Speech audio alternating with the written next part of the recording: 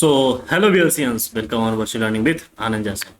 हम लोग बात कर रहे हैं नई सीरीज को लेकर क्लास 10th की, और ये होगी 2024 से लेकर 2025 के लिए, क्योंकि यहाँ पर हम लोग बात करने वाले हैं बोर्ड के लिए रिगार्डिंग। और बोर्ड के रिगार्डिंग हम लोग मेजरली यहाँ पे बात करेंगे जो है कि साइंस, जो हमारा सब्जेक्ट है। बच्चों का डिमांड भी था कि सर साइंस का बैच कब लॉन्च होगा, तो ये अब इंतज़ार हो रहा है ख़त्म। और हम लोग इस सीरीज़ में पंख 2025 में हम लोग साइंस, फिजिक्स, केमिस्ट्री और बायोलॉजी पूरा डील करेंगे। लेकिन सबसे पहले हमें ये समझना जरूरी है कि एनसीईआरटी का क्रमबद्ध कैसा है। तो जिस क्रमबद्ध में है एनसीईआरटी, उसी क्रमबद्ध में हम पढ़ेंगे। और पहला जो है कि केमिस्ट्री है, तो केमिस्ट्री का हर एक चैप्टर एज इट इज ऐसे ही उसको अध्ययन करेंगे जैसे एनसीईआरटी में दिया हुआ है। एनसीईआरटी को छोड़ के चलना जरूरी नहीं है, एनसीईआरटी को पकड़ के रखना है। तो पंख सीरीज में आपका स्वागत है। आप सभी प्यारे बच्चे जुड़ जाइए सभी लोग और पढ़ना चालू करिए। 2024-25 जो है इस सीरीज में हम आपका स्वागत करते हैं। तो आइए अब देखते हैं जो हम चैप्टर रखे हैं। उस चैप्टर का नाम है पहला, रासायनिक अभिक्रिया एवं समीकरण। मेजरली बात की जाए कि रासायनिक अभिक्रिया जो है, इसको इंग्लिश में लिखा गया है केमिकल रिएक्शन एंड इक्वेशन। इसको हिंदी में लिखते हैं रासायनिक अभिक्रिया एवं समीकरण। रासायनिक अभिक्रिया एवं समीकरण इस अध्याय 1 है, जो कि हम लोग बात करने वाले हैं। चैप्टर जो है, अध्याय जो है आपका एनसीईआरटी का 1 है, पहला अध्याय। और नए सिरे से हम लोग हर एक चीज बात करने वाले हैं। तो हम लोग नए सिरे से हर एक चीज इसका अध्ययन करेंगे कि आखिर इसमें हमको क्या क्या चीजें पढ़नी है, कैसे पढ़नी है और क्या चीजें हैं। तो देखो, इसमें 2 नाम है। किसी भी चीज को अगर हम समझना चाहें तो हम सबसे पहले नाम से ही उस चीजों को समझने की कोशिश करते हैं कि आखिर नाम में जो लिखा है क्या वैसा चरित्रण है कि नहीं। जैसे यहाँ पे लिखा गया है रासायनिक अभिक्रिया एवं समीकरण, तो हमको जो पढ़ना है वो 2 टॉपिक पढ़नी है। इसमें 2 टॉपिक के अंतर्गत सब टॉपिक होंगे। सब टॉपिक का मतलब हो गया कि और जो छोटे छोटे टॉपिक्स होंगे इसी के अंतर्गत हमको पढ़ने हैं। तो पहला है हमारा रासायनिक अभिक्रिया और दूसरा है समीकरण। तो सबसे पहले हम समझेंगे कि रासायनिक अभिक्रिया क्या होती है। तो जैसे कि हम बात करें कि ऐसा प्रोसेस या बोले ऐसी प्रक्रिया जिसमें नए गुण वाले, यहाँ पर डेफिनेशन को आप ध्यान रखते हुए चलिए कि ऐसी प्रक्रिया जिसमें नए गुण वाले पदार्थ का निर्माण होता है उसे रासायनिक अभिक्रिया कहते हैं। मतलब यहाँ पर एक चीज हमको समझ में आ गया कि वह प्रक्रिया ऐसी हो जिसमें क्या हो कि नए गुण वाले पदार्थ का निर्माण हो। जैसे हम कह रहे हैं कि ए है और ए से बी बन जाए, तो ये देखो जो बी बना है इसका जो प्रॉपर्टीज मतलब गुणधर्म जो है वो डिफरेंट है। नया गुणधर्म है और नया पदार्थ बन रहा है। तो ऐसे जो पदार्थ बनेंगे उन्हें जो एक प्रक्रिया जो चलेगी उस प्रक्रिया को बोलते हैं रासायनिक अभिक्रिया। रासायनिक अभिक्रिया को हम ऐसे भी बोल सकते हैं कि हमारा भोजन का पाचन।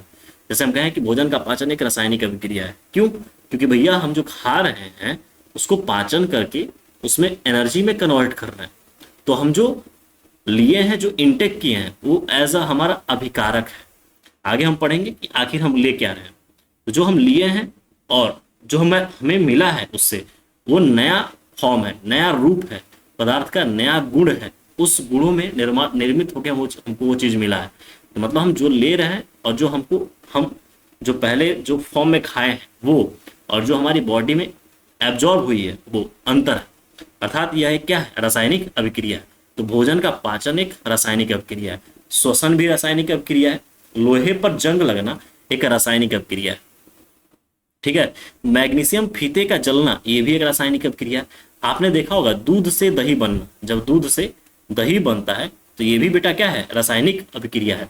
अर्थात रासायनिक अभिक्रिया का मतलब ये हुआ कि जब कोई सबस्टेंस हम ले रहे हैं तो वो सबस्टेंस एक प्रक्रिया चले और नए गुणधर्म वाले क्या हो जाए कि जो पदार्थ बने, नए गुणधर्म नए गुणों वाले पदार्थ बनते हैं, उसे हम बात करें हम कि वो जो प्रक्रिया चली है उसे क्या बोलेंगे? रासायनिक अभिक्रिया।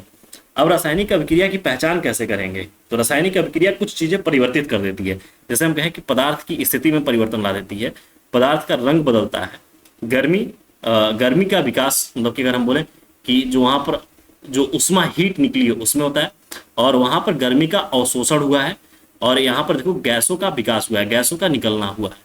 मतलब अगर हम कहें कि यहाँ पर देखो गैसों का जब विकास हुआ है तो मतलब गैस का निकलना हुआ है, अवशोषण मतलब लिया गया है ऊर्जा को। तो अगर हम कहें कि ऐसी चीजें अगर आपको दिख रही हैं तो आप बोलोगे कि वहां पर रासायनिक अभिक्रिया हो रही है। जैसे आपको देखो, एकदम ध्यान से समझो, जैसे पदार्थ की स्थिति में परिवर्तन, जैसे मान लो कि कोई स्थिति, हम कोई पदार्थ लिए हैं और उसका जो रूप बदल रहा है, दूसरा रूप जो बदल रहा है वो क्या हो जा रहा है कि डिफरेंट हो जा रहा है, उसकी स्थिति में क्या आ जा रही है, परिवर्तन आ जा रही है, तो वो एक रासायनिक अभिक्रिया है। या हम कहें कि पदार्थ का रंग बदल जा रहा है, जैसे आप लोग खाना खाए और खाने में आपने बहुत सारे वैरायटी खाए और जब निकला तो कुछ और पदार्थ निकला है ना, अब उसमें जो रंग में परिवर्तन हुआ तो आप तो देख ही रहे हो, है ना, आपके सामने है, तो एक रासायनिक अभिक्रिया है। और देखो गर्मी का विकास मतलब उष्मा निकल रही है ना, रिएक्शन हो रही है और हीट निकल रही हो, उत्सर्जित हो रही हो, तो ये भी एक रासायनिक अभिक्रिया है। गर्मी का अवशोषण मतलब हीट, उष्मा का अवशोषण हो जाए, उष्मा का अवशोषण हो, रासायनिक अभिक्रिया है। वहां पर गैस इवॉल्व कर जाए, रासायनिक अभिक्रिया है। जैसे हम कहें कि जो प्रकाश संश्लेषण है, प्रकाश संश्लेषण के द्वारा जो भोजन अपना, जो प्लांट होता है अपना भोजन स्वतः बनाता है, तो जो कुछ मात्रा में O2 को रिलीज करता है, गैसों को रिलीज करता है, तो वहां पर हम कहेंगे कि वो एक जो मैकेनिज्म चल रहा है बेटा, वो क्या है, रासायनिक अभिक्रिया है। तो रासायनिक अभिक्रिया की पहचान करने की कुछ स्थितियां हैं, कुछ परिस्थितियां हैं, इसको ध्यान रखिएगा। जैसे पदार्थ की स्थिति में परिवर्तन, पदार्थ का रंग बदलना, गर्मी मतलब जो है उष्मा का निकलना, उष्मा का अवशोषण होना और गैसों का निकलना या गैसों का बनना। तो यहाँ पर जो है ये चीजें हैं जो आपको रासायनिक अभिक्रिया का परिचय देंगे। एक और चीज है कि प्रकाश का विकास, मतलब जाइट जो लाइट है, लाइट इमिट कर जाए, ठीक है, तो यहाँ पर क्या हो जाए, प्रकाश का विकास हो, तो हम कहेंगे यहाँ पर कि जो है रासायनिक अभिक्रिया है। अब देखो अभिक्रिया की, रासायनिक अभिक्रिया में दो घटक होते हैं, यहाँ पर समझिएगा। जब भी आपको कोई कह दे कि रासायनिक अभिक्रिया की बात हो रही हो, तो रासायनिक अभिक्रिया में आप ध्यान रखिएगा कि रासायनिक अभिक्रिया हो रही है, तो रासायनिक अभिक्रिया में दो घटक होंगे। एक घटक होगा बेटा यहाँ पर जो एक साइड लिया जाएगा उसे बोलेंगे रिएक्टेंट, क्या बोलेंगे, रिएक्टेंट, है ना, और जो इसको हम लेंगे इसको बोलते हैं अभिकारक, क्या बोलते हैं, अभिकारक। अब ये अभिकारक ले रखा है हमने, और चूंकि हम जानते हैं कि अभिकारक जो है जब कुछ समय बाद ये अभिक्रिया बदल जाएगी, अभिक्रिया मतलब अभिक्रिया होगी और ये क्या होगा, दूसरे रूप में अपने आप को बदल देगा, तो यहाँ पर जो निर्माण होगा उसको बोलेंगे प्रोडक्ट, या हम हिंदी में बोले तो बोलेंगे उत्पाद। उत्पाद जो होता है अभिक्रिया से पूरा डिफरेंट होता है। डिफरेंट का मतलब इन द सेंस कि हम कहें कि रंग और गुण अलग होंगे अभिकारक से, तो वहां पर जो बना वो उत्पाद है। और इस पूरे प्रोसेस को, इस प्रक्रिया को बोलते हैं रासायनिक अभिक्रिया। क्या बोलते हैं, रासायनिक अभिक्रिया। अगर हम बात करें कि अगर हम ऐसे बैठे हैं और ये हमारे सामने हम आपको देख रहे हैं, तो यहाँ पर देखिएगा जब हम बात करें कि ऐसे पदार्थ जो किसी रासायनिक अभिक्रिया में हिस्सा लेते हैं, ध्यान देखिएगा कि अगर कोई पूछ दे आपसे कि ये बताओ कि अभिकारक क्या होते हैं, तो आप सीधे से बोलिएगा वे पदार्थ जो रासायनिक अभिक्रिया में हिस्सा लेते हैं अभिकारक कहलाते हैं। लेकिन अगर वहीं बात करी जाए कि उत्पाद क्या होते हैं, तो आप सीधे से बोलना कि ऐसे पदार्थ जिनका निर्माण रासायनिक अभिक्रिया में होता है, ठीक ना, कुछ समय पश्चात, या बोले कि जो है कि एक टाइम टेकन लगता है, उसे क्या बोलेंगे कि वो है उत्पाद, क्या बोला जाएगा उसको, उत्पाद। तो इस तरीके से आप अभिकारक मतलब रासायनिक अभिक्रिया में अभिकारक और उत्पाद का डेफिनेशन दे सकते हैं। यूं भी कह सकते हैं कि जो आपका जो रासायनिक अभिक्रिया है, अभिक्रिया में जो अभिकारक होता है ये लेफ्ट हैंडेड साइड मतलब LHS, मतलब कि ये जो होता है बाएं तरफ होता है, जबकि जो उत्पाद जो बनता है वो दाएं तरफ होता है, अर्थात इसको हम लिख सकते हैं राइट हैंड साइड, ये होता है, ठीक ना। अगर आपसे कोई पूछ दे ये बताओ, ये सिंपल सी बात है कि आप इतना तो पढ़ चुके हो, तो अब ये बताओ कि रासायनिक अभिक्रिया जो है, उस रासायनिक अभिक्रिया में जो अभिकारक होते हैं किधर लिखे जाते हैं, तो आप बोलोगे कि इसको बाएं तरफ लिखा जाता है, लेफ्ट हैंड साइडेड लिखा जाता है, जबकि उत्पाद जो होते हैं राइट हैंड साइडेड इसको लिखा जाता है ना। आपको ध्यान रखना है कि जो रासायनिक अभिक्रिया है इसमें दो घटक होंगे, एक जो है जिसको लिया जाएगा, दूसरा जो बनेगा। जैसे हम कह रहे हैं कि जस्ट फॉर द एग्जाम्पल अगर हम बात करें एग्जाम्पल के रूप में, तो हम कह रहे हैं बाबू जो दूध है वो दूध क्या है, अभिकारक है, और उत्पाद जब कन्वर्ट हो रहा है तो क्या है, दही है, क्या है ये, दही है ना। जब उत्पाद में कन्वर्ट हो गया तो क्या हो गया, ये दही हो गया। तो यहाँ पर हम कह सकते हैं कि दूध को हम जब लिए तो हम लिखे हैं लेफ्ट हैंड साइड में, है ना, और जब उत्पाद लिखे हैं तो हम लिखे हैं राइट हैंड साइड में। अच्छा एक चीज बताओ कि दूध और दही में क्या अंतर है, इनका पूरा स्टेट चेंज हो गया, मतलब इनके गुणधर्म भी चेंज हो गए। जो दूध है वो पूरा लिक्विड फॉर्म में था, हिलाने पे पूरा हिलता है, जबकि दही जो होता है वो थोड़ा थक्का जम गया है, इसका जो है कि स्टेट चेंज हो गया है ना, और इसमें कलर भी चेंज हो गया है। दूध में प्लेन दूध था, इसमें बहुत सारे बैक्टीरिया भी हो गए, नए गुण धर्म आ गए, है ना। तो अगर हम कहें कि ये प्रोसेस जो है, ये प्रक्रिया जो है, ये प्रक्रिया जो चली है, इस प्रक्रिया को बेटा बोलते हैं रासायनिक अभिक्रिया। क्या बोलेंगे इसको? Chemical reaction. इंग्लिश में देखो, इसको इंग्लिश में भी थोड़ा याद रखो, केमिकल रिएक्शन। क्या बोलेंगे इसको? Chemical reaction. अब ये रिएक्शन में दो चीजें हैं, आपको यहाँ पर एक चीज तो समझ में आ गई कि एक होगा अभिकारक और दूसरा क्या होगा? उत्पाद। अब नीचे देखते हैं जो है कि क्या लिखा हुआ। एक छोटा सा बात कहा गया कि रासायनिक समीकरण। देखो रासायनिक समीकरण क्या है। एक पहले शो आता था, इसका नाम था शक्तिमान। क्या नाम था? शक्तिमान, है ना। पुराने बच्चे जो है शक्तिमान देखे होंगे, है ना। नहीं देखे होंगे शक्तिमान तो देखिएगा। शक्तिमान में एक रोल होता है, एक रोल होता है, इसका नाम है गंगाधर। क्या नाम है? गंगाधर, गंगाधर। अब जो गंगाधर है वही क्या है? शक्तिमान। वही क्या है? शक्तिमान। तो अगर हम कह दें कि जो गंगाधर ही शक्तिमान है, इसका मतलब क्या है कि सर आप एक चीज समझिए कि जो गंगाधर ही है शक्तिमान है, इसका मतलब कि रासायनिक अभिक्रिया ही क्या है? समीकरण। मतलब कि क्या हो गया? ये रासायनिक अभिक्रिया जो है वो गंगाधर हो गई। क्या हो गई? गंगाधर। जब चश्मा उस्मा लगाया रहेगा, एकदम प्लेन रूप में लिखा रहेगा, तो ये क्या है? रासायनिक अभिक्रिया, है ना बेटा। तो क्या बोलेंगे? रासायनिक अभिक्रिया, ठीक ना। आज जो शक्तिमान है वो अपने सूट बूट में आ गया, मतलब कि अपने वेशभूषा को चेंज कर दिया, यही क्या हो गया? समीकरण, है ना। अपने शक्तियों के साथ आ गया। तो अगर हम बात करें तो कहेंगे यहाँ पर कि किसी रासायनिक अभिक्रिया या उसमें भाग लेने वाले, देखना डेफिनेशन थोड़ा क्लियरली देखना, किसी रासायनिक अभिक्रिया का उसमें भाग लेने वाले पदार्थ या क्रिया कारक एवं उत्पाद जो कि प्रतीकों तथा सूत्रों के माध्यम से संक्षिप्त प्रदर्शित या संक्षिप्त प्रदर्शन रासायनिक समीकरण कहलाता है। मतलब कहने का मतलब ये है, जैसे हमने बोला, यहाँ पर एक लाइन लिखिएगा, रासायनिक अभिक्रिया ही समीकरण है। देखो लिखा भी है यहाँ पर, देखो लिखा गया कि रासायनिक अभिक्रिया रासायनिक समीकरण द्वारा निरूपित की जाती है। लिखा है ना, इस पॉइंट को याद रखिएगा। कैसे? हम यहाँ पे कह रहे हैं कि रासायनिक अभिक्रिया ही रासायनिक समीकरण द्वारा निरूपित की जा रही है, ये बहुत क्लियरली समझ में आ रही है। लेकिन जब हम रासायनिक अभिक्रिया लिखते हैं तो वहां पर संकेतों का उपयोग नहीं करते हैं, प्रतीक नहीं लेते हैं, संकेत नहीं लेते हैं, अवस्थाएं नहीं लिखते हैं।